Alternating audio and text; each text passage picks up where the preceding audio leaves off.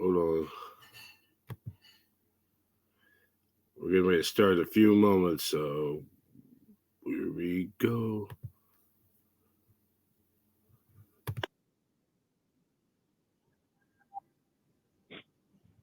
Hear that?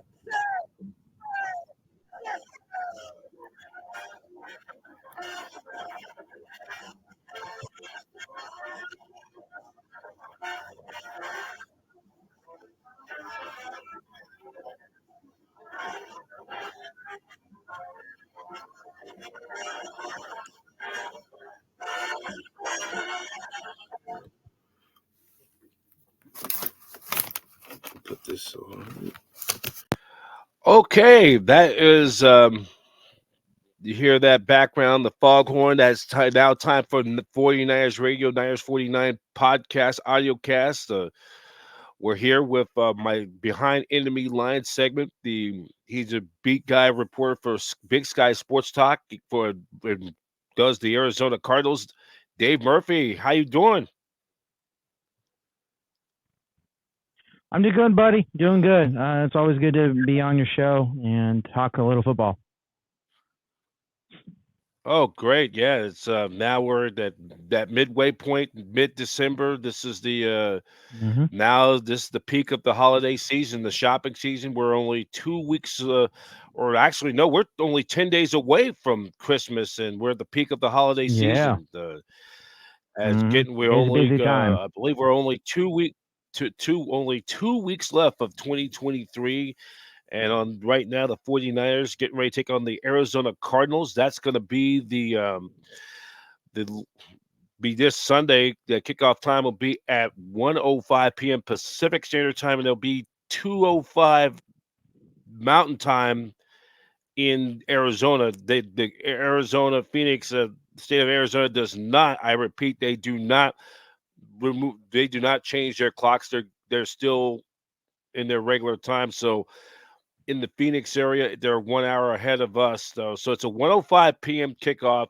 All United fans are in the desert. It will be 2:05 Mountain Time. The game will be on CBS. This is a cross flex game, and it will be Iron Eagle with Charles Davis calling the game for CBS Sports. Of course, and the game will be seen locally on KPIX Channel 5, and I believe for CBS Phoenix, their TV station would be KP KPOH CBS 5 in Phoenix. CBS will, of course, be the exclusive network home of Super Bowl 58 coming up in February. So we're talking with Dave Murphy for represent for Big Sky Sports Talk. How you been? Things have changed since the last we talked. Yeah, and I've been good, and it has been a little while. Uh,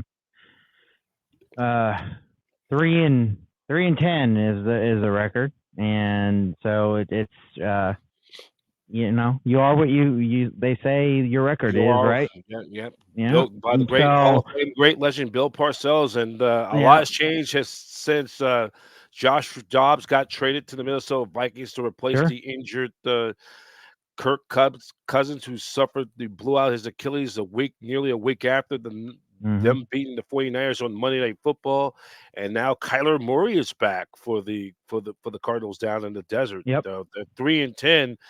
But they coming off a bye week, and before that they knocked off the Steelers in Blitz in Pittsburgh at a rematch of Super Bowl 43 some hmm 14 years ago down at Tampa State, down at the Raymond James Stadium.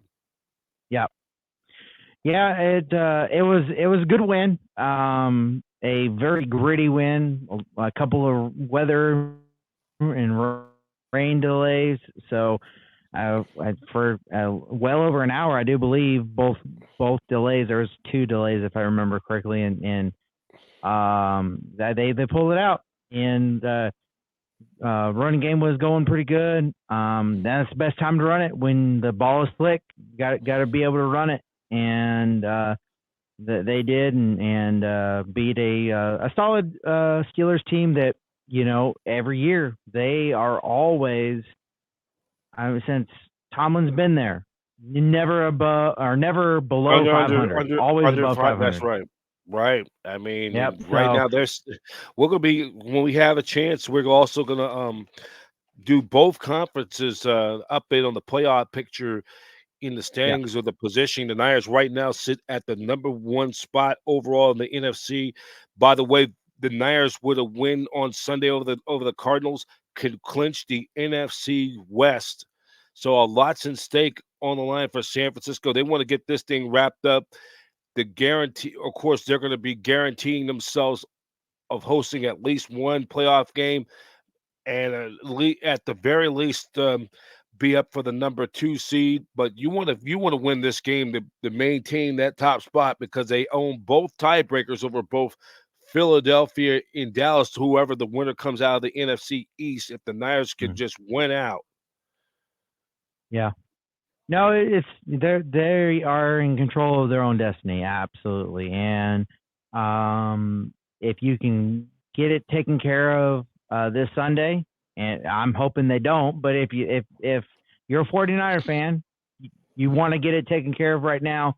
That way you can get ready for the playoffs. Not necessarily, you don't want to say you're going to look ahead. You don't want to look ahead too No, far because you'll lose some games that you shouldn't. You should take each week in stride, absolutely. But you can kind of see where you might be placed as it pertains to seeding and of course who you might face. So that way you can get the scout team going on that stuff. Get the assistant coaches. They start working on that a little bit. mm, And get game plans developed and in the works. But you still want to take it day by day. But yeah, the sooner you can get that done, that you can breathe easy, with a win, and you celebrate a little bit, for 24 hours, and you move on and get ready for the next opponent. But that's always the goal. Always the goal. right, right, right. So let's get to the Cardinals. The last time the Niners played the Cardinals, that was back in a little 2 months ago. Looking at the Niners, Yeah. I'm gonna pull up this. I'm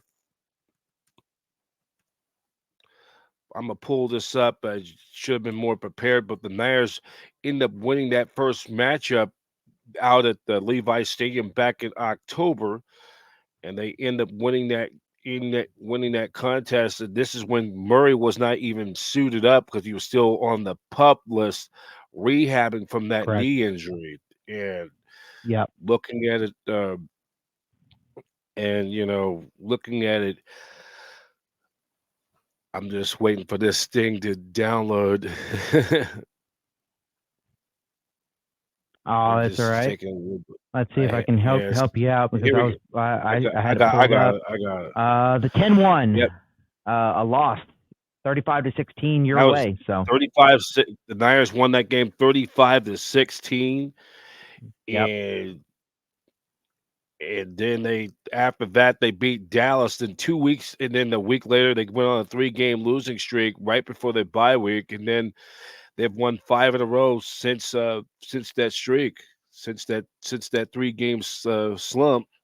And yep, this tell us about more about the Cardinals. A lot has happened since Kyler Murray has just came back, t- yeah. and how the team has been doing since at 3-10. Well, I mean, really, the main thing is, yeah, Kyler is back. You know, he'll have 8 games under his belt.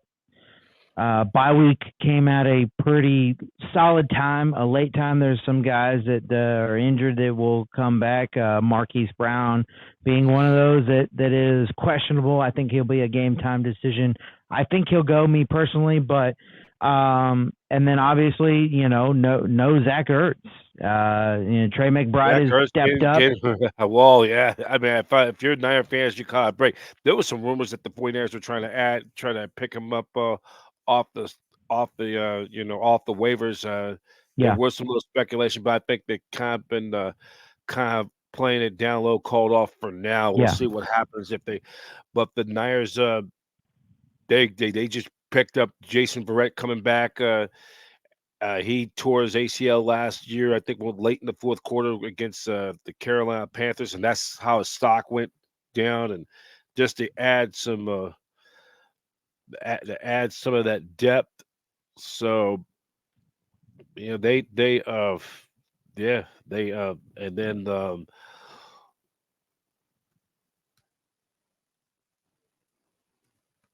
that's what they did. They added some depth, add that depth, Mm-hmm.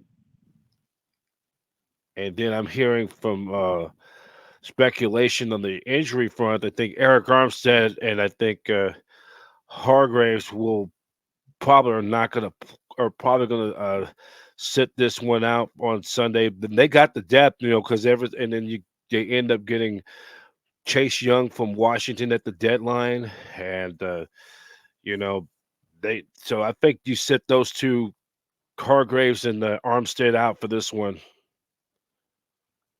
Yeah. No, you do. And I mean, you guys have some other guys questionable as well, but those are big name guys, Armstead and Hargrave, um, and of course some depth in the backfield with Elijah Mitchell also out, but everybody else, pretty much Mm-hmm. game time decision kind of guys for 49ers. The list for the Cardinals is a much larger list. Although a lot of questionables and unspecified, the only guy out, Bobby Price, defensive back, someone that they just added. But other than that, everybody should be good to go. Marquise Brown, I mentioned him, should be available, and some other guys coming back that really help out the team. Thompson is free safety. He should be available. Michael Wilson, we'll see about him. Young wide receiver that's carved out a role for himself before injury. But hopefully, if you're a Cardinals fan, you're ready for those guys to come back. But the big story being Trey McBride taking over the tight end spot after Cardinals granted the release for Zach Ertz. He has come up big, broke some records. I don't think any NFL records, but definitely some franchise records. Trey McBride. I like his ability to catch the ball. He's a great safety net, as most tight ends are for your quarterback. And working on his pass block. I think if you want to compare the two of Trey McBride and Zach Ertz, I feel like Trey better blocker than Zach Ertz, not by a lot, but definitely better blocker. I like Zach Ertz's receiving ability a little bit better, but you got to go with the young guy and the hot hand. And right now, the hot hand is Trey McBride. So you'll see him all over the field. He'll be in the middle. He'll be, they'll have some routes. They'll take him outside a little bit from time to time, and he'll be in the run game as well. He's kind of a do-it-all guy, and very, very explosive. And Kyler will find him a lot. Make no doubt about it. Hollywood Brown, of course, is always going to, have a spot. But if I'm the 49ers defense, I'm looking to see where Trey McBride is, and as they always say, cat coverage. You guard that cat. That's Right. and that's what I'm doing. I think he's caught some eyes. I wouldn't be opposed if I'm the 49ers defense to bracket him. Maybe not double cover, but bracket him for sure. Limit his yardage, and that would certainly help. Not that they need anybody like you or me to give them help because the 49ers defense is a solid defense, a very, very stingy defense. Their Right. offense gets a lot of attention, of course, as it should. Very, very unique, very pre-snap motion offense. Very versatile guys. An offense that I think I mentioned those last time. Reminds me of that Cardinals team that went to the Super Bowl. They had all the same kind of skill and body type skill set guys that the 49ers of right now have, and it's a very, very potent offense, and one that should be respected. And they won, as you said, a lot of games of late that some people saying, hey, this 49ers team, they're legit. Yep. And then also coming up, also for the 49ers, they after this game today or Sunday, they're gonna play the Ravens in a rematch of Super Bowl 47, Mm-hmm. possible preview Super Bowl 58 on Monday Night Mm-hmm. Football, Christmas night. Yours truly will be that's gonna be as hard. I'll be taping my special holiday edition of 49ers Tailgate. We'll be doing the 49er jersey giveaway. That's something I love to do every year. Gonna be giving away a That's jersey, awesome. giving away some other stuff though. Just show to get more viewership and more content out there. Yeah, And but absolutely. let's get into more in depth with the situation with Michael Bidwell. What's going on? We Yeah, were I'll try to regurgitate as much as I can for you. A lot of the information that I've been hearing, really not coming from any big talking heads like ESPN. They've covered it a little bit. The Athletic has a little bit, but a lot of it, to be honest, is a podcast called Doug Franz Unplugged. right. I would have any listener check that out. He had the former CEO Ron Miniger on. They had 3 hours of a conversation, and he records a show Monday through Friday and released a little bit of it. And Ron Miniger had a lot to say about this current Cardinals team, some teams in the past, what's going on, what some of the suspension stuff that's going on, some of the arbitration that's going on right now with Terry McDonough, all of that. Doug Franz had with Ron Miniger. Ron Miniger, like I said, a former CEO, someone that really he's not a disgruntled employee at all. I didn't get that from the interview. And there's some things that he said, I don't really 100% know about this, that, and the other, but he did divulge a lot of interesting, very, very interesting information, and about the Burnaphone scandal that's recently kind of come up, that the Cardinals lawyer, I can't remember his name, but he's an outside lawyer, a lawyer that they wouldn't, is not Michael's lawyer, just someone that they hired for this to just really, the release that they had just really, really trashed, former assistant Terry McDonough. And How about the guy some last year with the harassment lawsuit? He got sent home on that Monday night when they were in Mexico to play the 49ers on that Monday night. Yeah, not a lot of this has not a lot of that has kind of crossed paths, but no doubt that some of it is likely connected. What I can say, and some of this is speculatory, but what I can say is the other day, Doug had reached out to Ron Miniger once more just to see if there was anything else that he can share. In the interview at the time, he asked him straight up, Ron, have you been sequestered to be on trial for this Terry McDonough arbitration case? And he said, no, I have not.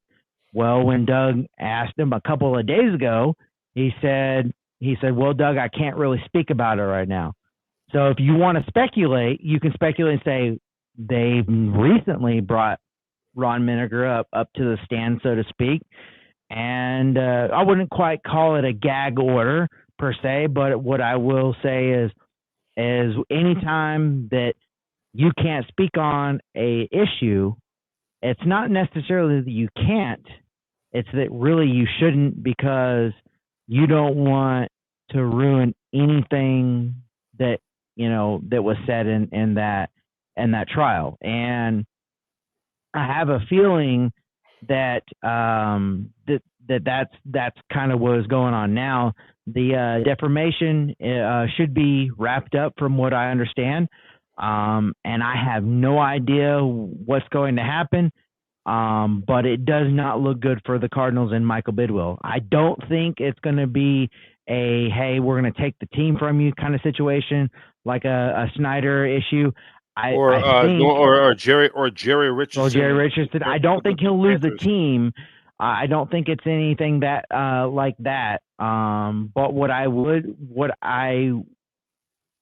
say is it's a strong possibility that he wouldn't be president anymore. That he basically would fire himself and say, all right, I'll own the team, but I hire a new president.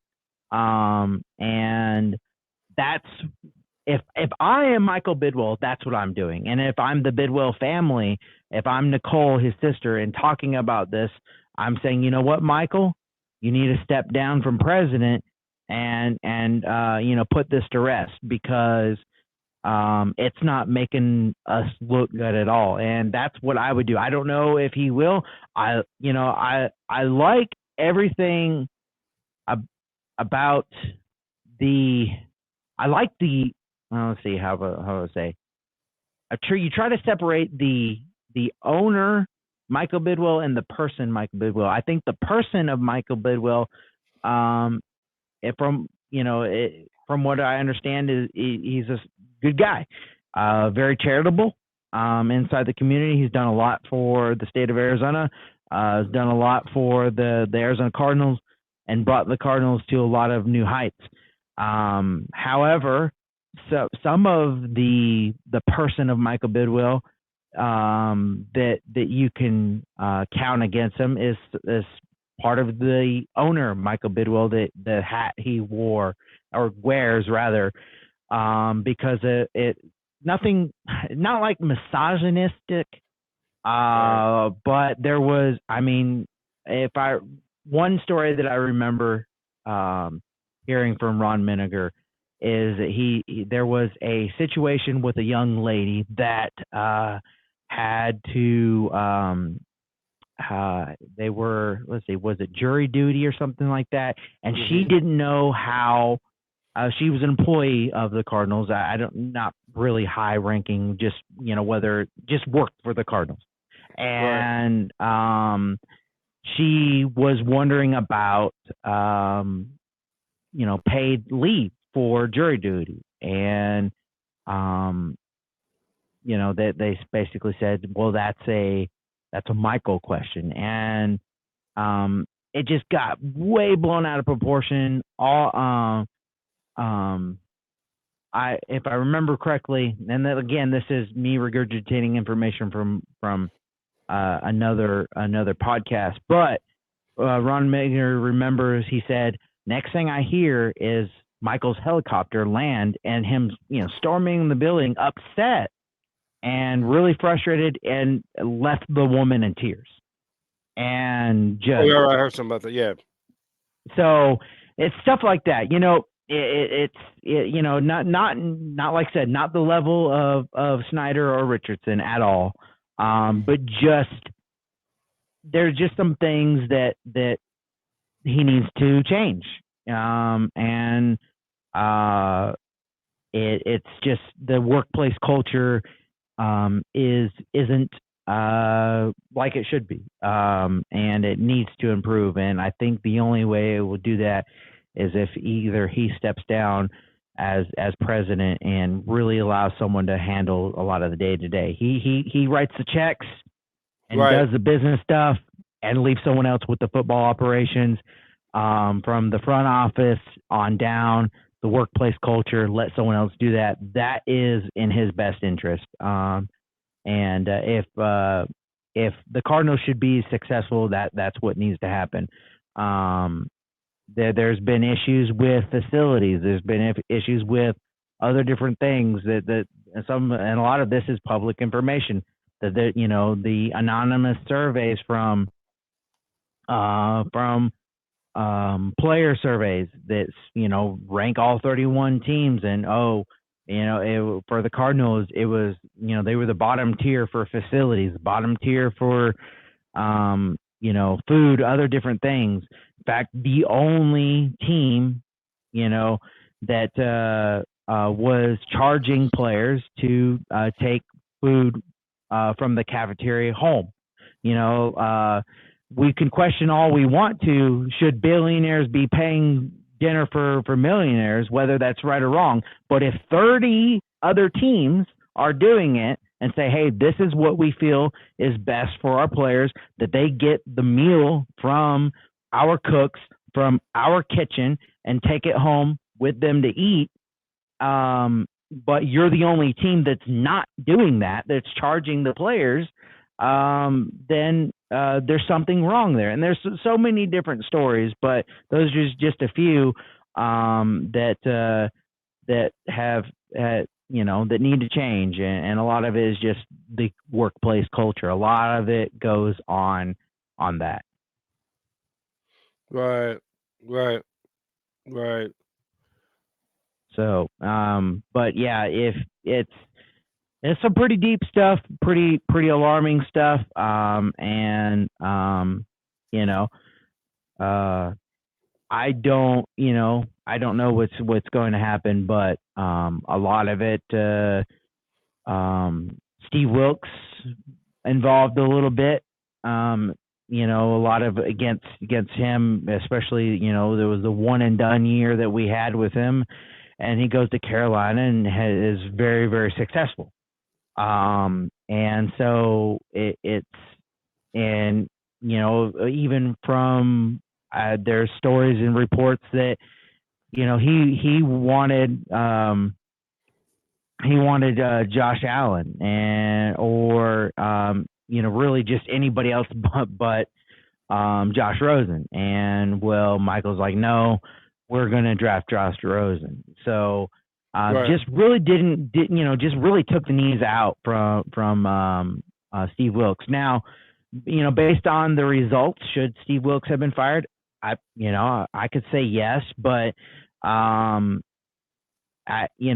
think that he could have been given a little bit more to stand on, and I feel like the plan all along was that he was a gap coach until they can hire someone else, and that's not fair to him. That's not fair to anyone, regardless of race or anything like that. And that question keeps on coming up throughout the league: is minority coaches getting a fair shake? Whether it's be in the front office or as a head coach. And there's a lot more that the league has to do on that. And I honestly think that it's laughable, because I think there's a lot of solid Right. coaches out there Right. and solid GMs that deserve a fair chance, and they're not getting that, whether it's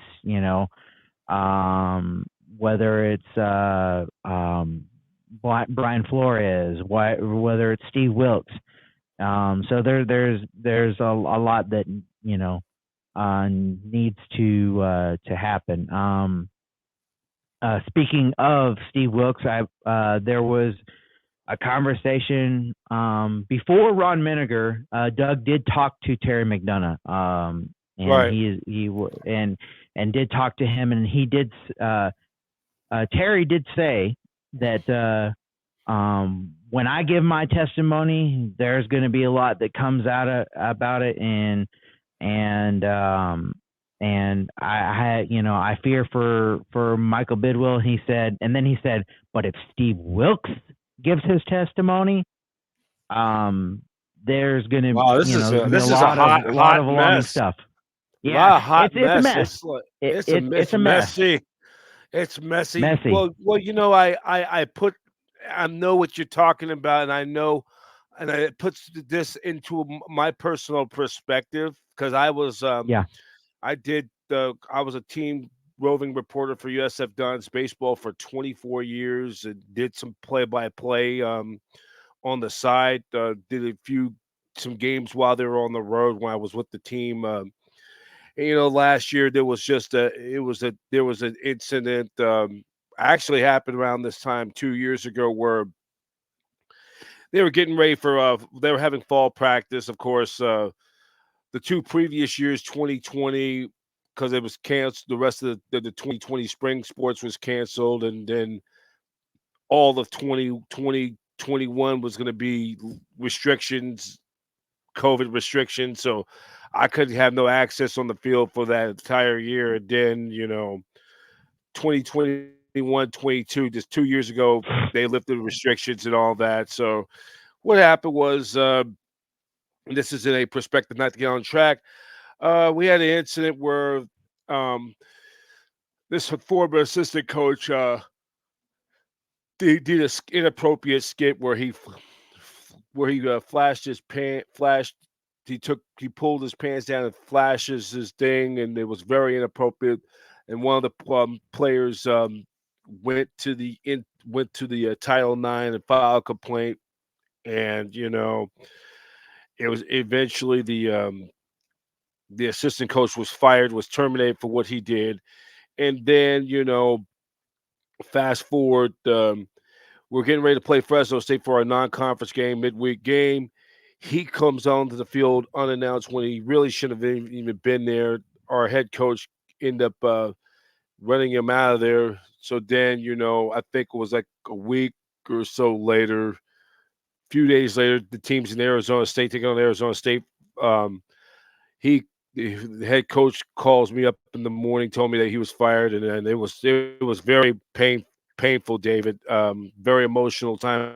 I had a real good team, but the thing is, a lot of the administration making up a lot of lies and bad allegations, trying to ruin somebody's credibility, and which, by the way, he's here in the city as we're doing this taping, dealing with the lawyers that and but it's just a mess up there, and I that's why I left because it's so much too long to recite. But the point is, it's not good to be around a work environment with messy people, and No. you have messy franchises like that. If you see something, if I was in that situation, I would have left immediately. Sure. Absolutely. Yeah. And you gotta you absolutely, you gotta think about. I muted myself somehow. Um, you gotta think about everybody. That maybe they're, regardless of what role you're in, whether you're a ticket taker, regardless of whether working for an organization, if that's like your dream, you get there and then the work culture is no good. And it's like, my goodness, I did all of this to get here, and my dream franchise, whatever it might be, and the culture stinks. And Yeah, and it was very you kind emotional of for me, go into Dave. work, you Right, right, right, right. go into work Because kind of scared of what's going to happen next. Am I going to get fired because the owner is going to fly off the handle? That there was many different reports that Ron Miniger mentioned on stuff like that. It's just guys going, not players, but employees going in. What is Michael going to do and say next and fly off the handle about? right, And just really, that the word that really stuck out that he that that's been reported, been said on Doug Franz Unplugged, was terror. And you think about the word terror, you think of the word terrorist, and obviously he's not a terrorist, but those right, words are right, right, often right, linked, and right. you don't, that shouldn't be. So you never want to you should be able to go up to your boss, regardless of who it is, and say, "Hey, this is how I feel. This is what's going on," and not be worried about your job security. And apparently, there's been times in the organization recently come out that employees don't feel that way, and um, Yeah, so I who knows what will come out. My best guess, to be honest, because I think the NFL can be gutless in this way, as it'll be a slap on the wrist. But I hope, I agree. I hope that whatever happens, that at bare minimum, I hope whether it's Michael himself that says, you know what, I need to change some things, and he puts it in his own hands, and he very well could, and therefore the NFL would just give you a slap on the wrist. But I have a feeling they're going to do that anyway, and who knows? Yeah, there could be other You worse know, things. They could sure, find a big chunk of change and strip sure, away some draft picks, and you do not wanna get your draft picks taken because they're already in a no, hole where if you take yeah, draft picks away, like almost like the death penalty of forfeiting the first and second, you think how bad it was, it could set them really back, for sure, another 2 or 3, maybe 4 years, absolutely, depending how much they could take away. But, yeah, I look back in that perspective, what I went through, yeah, because I had lunch with, or I had breakfast with Nino Giarratano, who is trying to get his name clearly exonerated. And he's up here in the city with his wife Brenda, trying to fight this thing, get his name cleared, and because it's a very sad, serious code of serious thing that should not be going on in these workplaces. Now I like kind of like working remotely on my own without no without have to have overlooking my shoulder, because when that happened over, well, actually I didn't get word. The thing what happened was till like mid January 2022, almost 2 years ago, and then when the assistant got fired, I said, "Oh no!" And then I just had to be very careful to monitor this thing, just to watch my back, because you never know. And then when coach got sure, fired, it was just like I finally began. And then when the next night I came over to his house that evening, and he told me what going on. Said, "Hey, yo, B, him and his wife Brenda, which by the way, you keep them in your thoughts and prayers. His wife had just Brenda has just lost her mother, just mm, passed away, but they said don't believe in those lies and stuff." And then I finally made up my mind, and I'm saying I'm like walking away. I'm not, and we were supposed to play that next day. I just like I'm not coming. I'm not going to play this cat and mouse game. sure, And I just walked away, and then I went over. I took and then like I went over to St. Mary's across the bay. His former the head coach who used to be our recruiting coordinator at USF, coached over at St. Mary's. Thought the year was going to be going good, and then like they part ways with him. Then I hear some. Then I heard what happened, which is some. Uh, I mean, they're trying to make stuff up on him, and I just said, I'm out of here. So I'm just right now trying to find my way to land onto another college baseball team, because I'm working trying to do some play by play elsewhere. But you just can't have yeah, that kind of messy. no, And then good people lose their job from that, and sure, they're trying to protect their reputation. yeah, absolutely, yep. Because I That's think the same thing if you're going not, on. because I think ever since that has happened, I just kind of been more in. I kind of been more in dwell in intellectual for myself, though. Sure, I couldn't just don't talk to a lot of people, just limit myself. I kind of learned that trait from a good friend of mine's.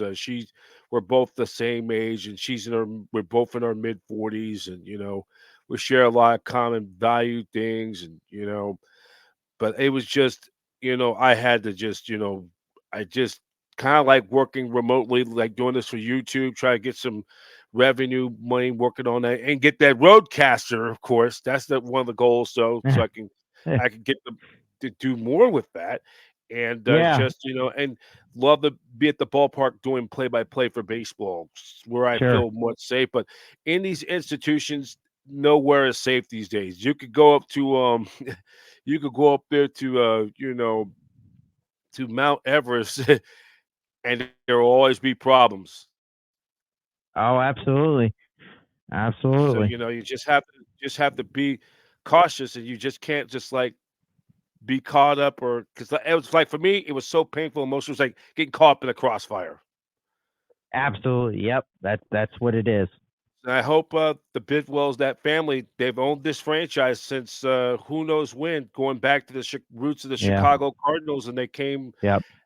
to the move to the mid. They played at the old Comiskey Park, the home of the White Sox, for so many years, and then they Yeah. left there. They had the Bush Memorial Stadium in 1960. No, I think they played at Sportsman's Park at the original Sportsman's Park until Mm. 1965 or 66 when they moved into the new Bush Memorial Stadium, and they shared it with the Cardinals baseball's version for so many years, and they had some. Mhm. The Cardinals had some lean years until Don Coryell came there in about the early mid 70s, and they were Mhm. made it to the playoffs a couple times, but they really never, because when you're dealing with the NFC East at that time, the Dallas Cowboys were the gold standard, the Redskins, and then the Eagles start to come on strong in the late 70s with Dick Vermeil. They got to the Super Bowl in Mhm. 1980.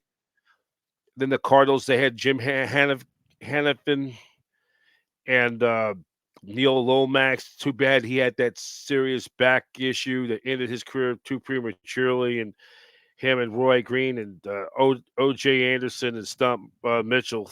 Mhm. Yep.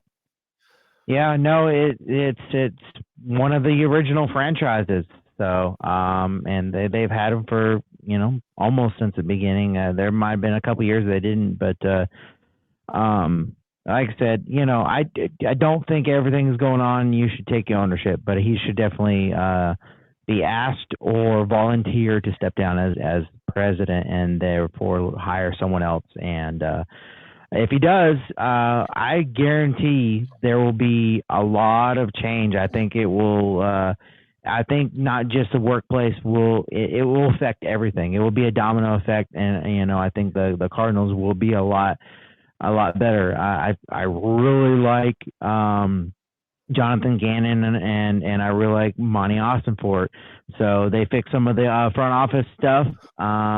It will trickle on down, and who knows, the Cardinals, might actually win a Super Bowl. But until that happens, I don't think they're going to be super super successful. I think, yeah, there's some things on the field that they'll be successful at doing, but as far as sustained success, there's got to be change there, and until there is, there will, it's tough for me to say. I honestly believe they won't be super successful for very, very long. I mean, and yeah, because the Cardinals, that I go back with them like the mid 80s when I started watching football. They played at Bush Memorial Stadium. They left after the Mhm. '87 season to head out southwest Mhm. to the play at Sun Devil Stadium, and then Mhm. they they hosted the Super Bowl at the Sun Devil Stadium. I have a cool story. Coach Giartano, I just was mentioned to, is a great baseball mentor for me. He used to Yeah. be an assistant and a recruiting coordinator at Arizona State. Their baseball offices used to be up there at Sun Devil Stadium. Oh yeah. Wow. I mean, that's where their office was at, and they're like right across the way, not far from where the Sun Devils used to play at for baseball at Packard Stadium. That's where but Mhm. then they now play at Municipal Stadium where the A's old spring training facilities used to be at. Yeah. Yep. So let's try to move forward as we're looking at this NFC playoff. The Niners sitting at 10-3. The Eagles are 10-3. The Cowboys are 10-3. The Niners have a commanding lead for at least that number two spot. Not only the Niners taking care of business last Sunday, but then the Lions losing to the Bears, so the Niners are one game up, and they do have that tiebreaker over Cincinnati or Detroit. Then you look at the wild cards. Minnesota is at 6. Green Bay 6-6, or with their loss, they're now 6-7. And then they do own tiebreaker over the Rams because they beat them head to head. Seattle, Atlanta, New Orleans, Tampa Bay. Right now would have the tiebreaker over probably over the rest of the South because them and the Falcons are both 3-1 in division, but the Buccaneers would have the overall advantage tiebreaker. The second tiebreaker is conference record 5-4 versus the the Falcons and Saints are both or Falcons at 4-5 and the Saints are 3-5. So that would be a it would be a 2.5 game lead, half game swing for the Saints in the loss column, one full game in the loss column for the Falcons. And then you look at the NFC East, the Eagles would have the tiebreaker over the Cowboys because they have a better conference record. 6-2 versus 7-3, but the Eagles have one fewer loss than Dallas. They have the fewer losses than the Cowboys. So how you look at the NFC as we get in depth to only the last 4 games up the season for the NFC? Well, obviously you you really like where your 49ers is sitting. Yep. Even though you have um, the Eagles, that and you have the tiebreaker over them. I really like the Eagles as well. I like their chances. Um, they are tied with Dallas, so they have to win. Another team that I've been really impressed with is the Lions. The Lions have Right. been night and day different from last year to this year. I had 9-4, and ahead of their division, a couple of games ahead of their division at that. Um, it's looking really good. In fact, it's looking good for everybody in the league except for New England and Carolina. They are mathematically eliminated. I'm surprised my Cardinals are not, but those are the first two And the teams Chargers that are with the mathematically right. eliminated. Right. Yeah. Also, we're just for some of our streamers, we're also on Twitch now. I just installed that in twitch.tv/Niner at Niner or /Niners Radio 49. I've been spending some time trying to manage this thing, so this is all new for me. Uh, this is a new. I'm just doing some experimenting right now on this thing. It's a this is a great podcast though. I'd love to you know just like to share this with everybody, and this is very. I'm gonna get more. There's more. The more I learn more about this thing, I'm gonna try to get more people to come on. Because this is Yeah, but but this is a yeah. Are you on Twitch though too, Dave? I am not. I Okay. probably should be, but I'm not. I'm obviously anywhere you can listen to audio versions of podcasts, whether it's Spotify, Google, Apple, iHeartRadio, Amazon, Audible. Those are just to name a few. And then as far as social media, I have Facebook, Instagram, TikTok, and YouTube. Right. So, So also, let's just take a look now into the AFC playoff picture. Your thoughts on the firing of Brandon Staley? The Chargers losing to the Raiders 63-21. The the Raiders hand the Chargers their fifth loss in their last 6 and 7 of their last 10 games. Overall, they just dismissed Brandon Staley earlier in the day. They've also fired their general manager. So Chargers are going to hit the reset button. yeah, they are, at least in the front office. I don't see them, doing a reset as far as quarterback or any other personnel Right, like that right, per se. right. But I'm actually, to be honest with you, Brian, I'm kind of surprised that Brandon Staley wasn't fired sooner. He hit, as like I would say at the end of last season, I felt like he could have been a lot of questionable. He's very, very aggressive play caller. A lot of fourth down calls. He heavily leans into what the analytics say, and what the analytics say is if you convert fourth down calls, you have a better chance of winning the game.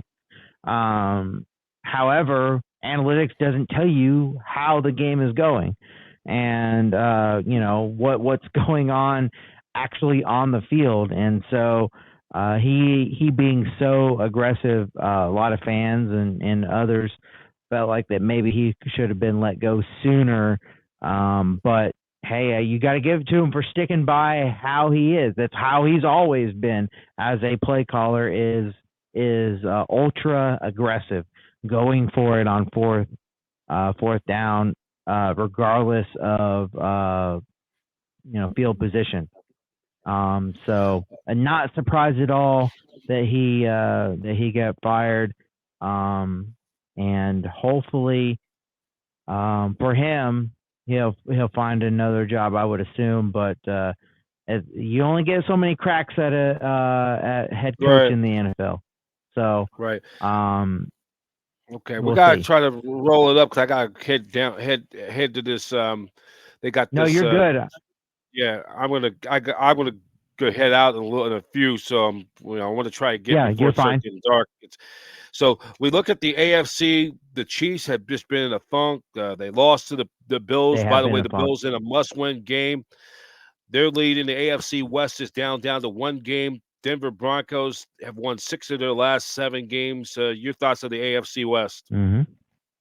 Just give like 2 minutes. Uh, yeah, yeah. I think Kansas City's still going to win that, but they have the Broncos on their heels, and if they don't watch out, the Broncos will pass them. I think the Broncos can, but I also believe in the championship DNA of Kansas City. I say they still win that West, but Broncos. I think the Broncos will make a wild card for sure. I think till you look at the A, and they right now sit at ninth. There's like the teams on the bubble. 4 teams are on the bubble actually, and they're all in a virtual.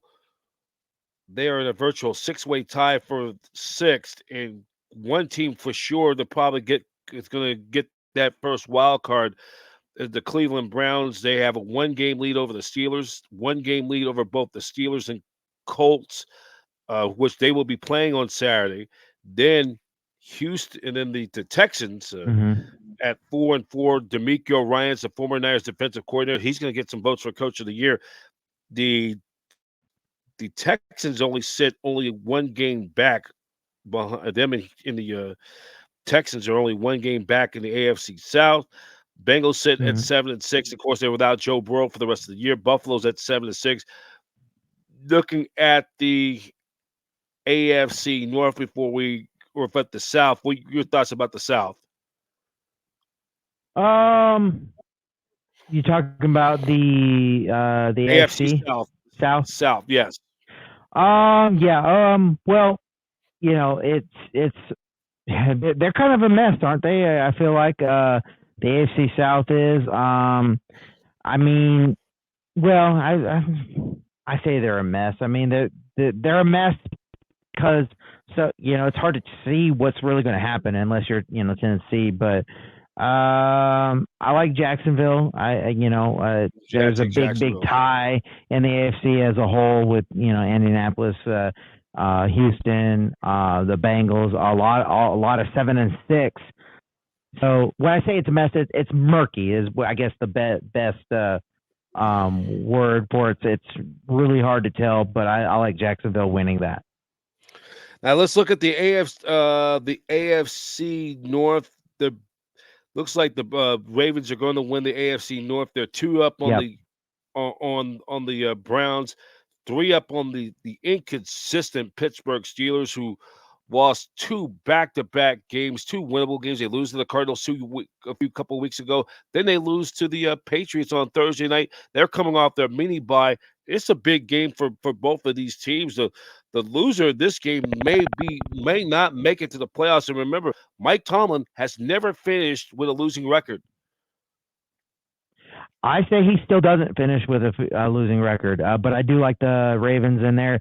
I think they're in the same position as your 49ers. I think they win they lock it up. I think there's not mathematically with a win, there's not enough games for Cleveland to catch them for that AFC North title. They So I got the think number they one win, ranked it's over. defense. They got the Yep. number one ranked defense as well. They beat the 49ers 2 weeks after the game Yep. against Arizona. And then you look at the Cincinnati Bengals, they're still, despite their loss of Joe Mhm. Burrow, maybe the Yep. AFC North is considered the best division of football. You may see 4 teams in there. All 4 teams are very capable of winning at least 10 games or more. Absolutely. Yep. No doubt about it. And then finally, the AFC East Dolphins have a 2-game lead. They had a chance to they they gave that game away on last Monday night. The Tyreek Hill got hurt. They lose a heartbreaker at home. You got to win that game against the Titans team, but they still own a 2-game lead over Buffalo, and they'll be playing each other head to head. The Dolphins need to try to tread the water and try to be ahead of Buffalo for a head win-loss record. Remember, the Bills have already beaten the Dolphins, and if the Bills, if they if they're within a game before they play head to head, it's a 2-game swing because remember the Bills, if they finish tied with the Dolphins for the top spot in the Mhm. AFC East after the season's concluded, the Bills would win the division head to head based on their tie, would have the tiebreaker advantage. Yeah. How you like the AFC East to pan out? Uh, well, if I'm the Miami Dolphins and I'm just saying, hey, just win. Whatever it looks like, just win because we can't have Buffalo catch us. Buffalo catches us, you're absolutely right. If Buffalo catches them, they win the division. I think Miami has what it takes to hold off Buffalo and win it. I like Miami. I'm not super sold on Buffalo this year as far as you know the lights out team that they have been the last 4 or 5 years. I'm going to take a look at who does the Miami Dolphins have left on their schedule. I'm going to wait.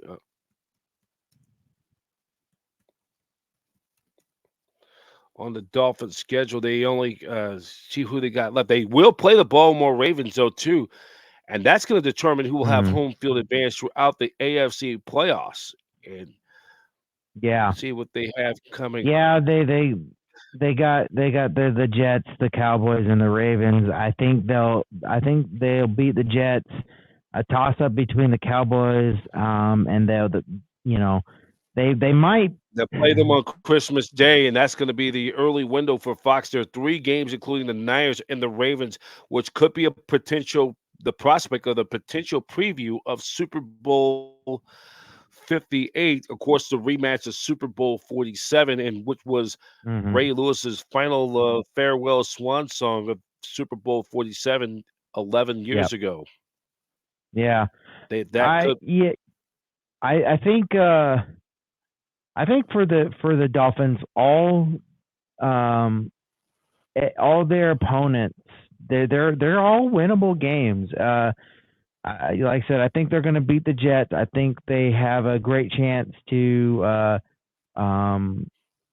toss a coin and see who wins against the Cowboys. And you're going to be shocked. I think they beat the Ravens, but only because the Ravens already clinch. I think I don't think the Ravens will be super focused by that time. They will already clinch, and so I think they're not going to be super focused, and it'll be to the Cowboys, to the Dolphins' benefit. And if they win against the Jets, they win against the Cowboys. I think they have a chance to win against the Ravens because of what I said, and then it doesn't really matter what happens with them and the Bills. That's what I'm thinking. Right, because yep, and then the question is, yeah, and then they also, I gotta look at this, wait for the schedule to download. Just waiting. So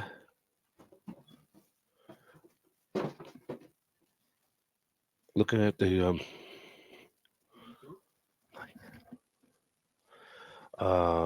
yeah, it's set right now at 9-4, first in the AFC East, Mhm. and trying to find out. Wait, but here we go. Here we got the schedule. We got the schedule. We're gonna get. I'm taking.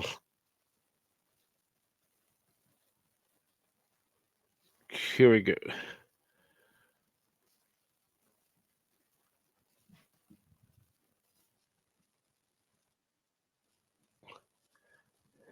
So they are gonna play.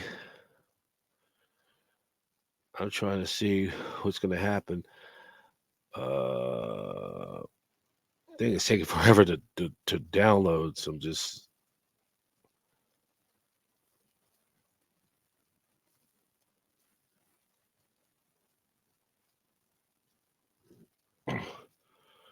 waiting for this thing to download.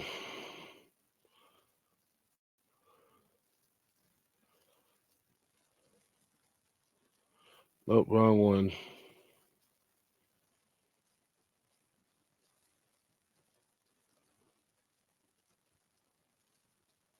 Okay, here we go. So Sunday they're home against the Jets. That's a win. They got the Dallas Cowboys on. Actually, they got them on Christmas Eve, and that's going to be a late game on. Then on New Year's Eve, exactly 2 weeks from this Sunday, they, they will play the Baltimore Ravens, and that's going to be an early game. That's going to that's going to determine the home field advantage. I really have a feeling that Ravens Dolphins game is going to get flexed to the late window. Yeah, like I said, I think it depends on how important it is.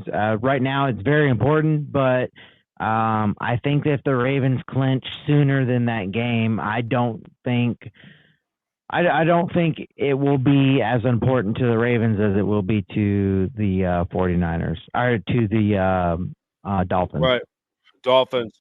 I mean, because right now the Ravens own a one-game lead, that top spot in the AFC for that top spot.